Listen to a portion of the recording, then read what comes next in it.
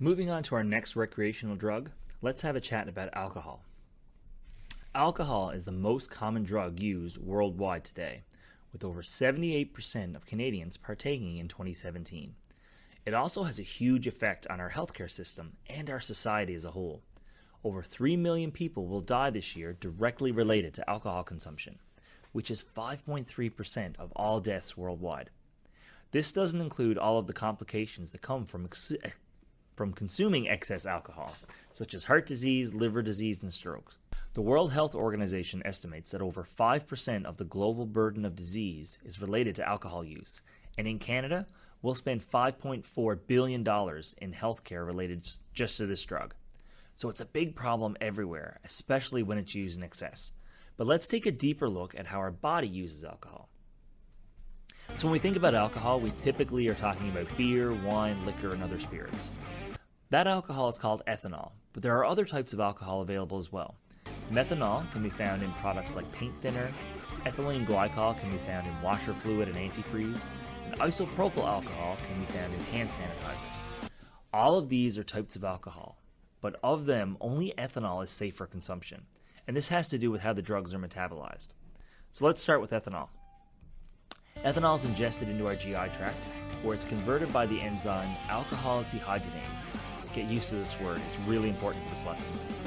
The enzyme then takes the ethanol and turns it into acetaldehyde. This is believed to be a compound that causes hangovers after drinking. So let's just play it out for a second. You're drinking all night and you feel great. All the euphoria and decreased inhibitions that come with drinking lots of alcohol. All the while, your body is metabolizing that ethanol into acetaldehyde. The next morning you wake up, your body's full of this stuff, which is now making you nauseated, weak, dizzy, and you're having a splitting headache. So what's the fix? Well, unfortunately, it's time. Once all the ethanol in your system is converted, alcohol dehydrogenase works to then convert that acetaldehyde to acetic acid and eventually acetyl-CoA, which is a harmless drug and can be excreted out by the urine. So with alcohol, metabolism is really important. And it's not so much what you ingest, but what the body turns it into that matters. Remember this while we talk about methanol and ethylene glycol. So let's say you can't find any whiskey in the cabinet, but you know you have some antifreeze downstairs, and that's alcohol, right? Same thing. Yes, but it's the wrong type.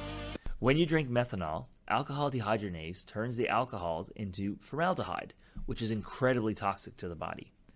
From there, it's metabolized into formic acid, which is also incredibly toxic. Ethylene glycol has a similar issue. Different chemicals and a few more steps, but it's the same concept. The alcohol is metabolized to a very toxic and deadly substance. So what do we do to fix it?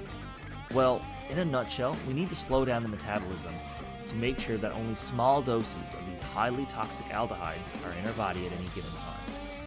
In the case of ethylene glycol, we can give a drug called fomepizole, which stops the metabolism of alcohol and gives the kidneys time to excrete the alcohol altogether. Another treatment that's commonly used is PO or IV ethanol. Yep, you can give them a shot of rum. Alcohol dehydrogenase will stop metabolizing the ethanol and slow down the rate at which the other alcohols are turned into toxic aldehydes. It's pretty cool, hey? The last alcohol we should mention is isopropyl alcohol. That one's pretty toxic in its own right, and when the body metabolizes it, it just turns it into acetone, which is completely harmless. So if you have a patient who drinks a bunch of Purell, best course is just let their body do their own thing and provide supportive care.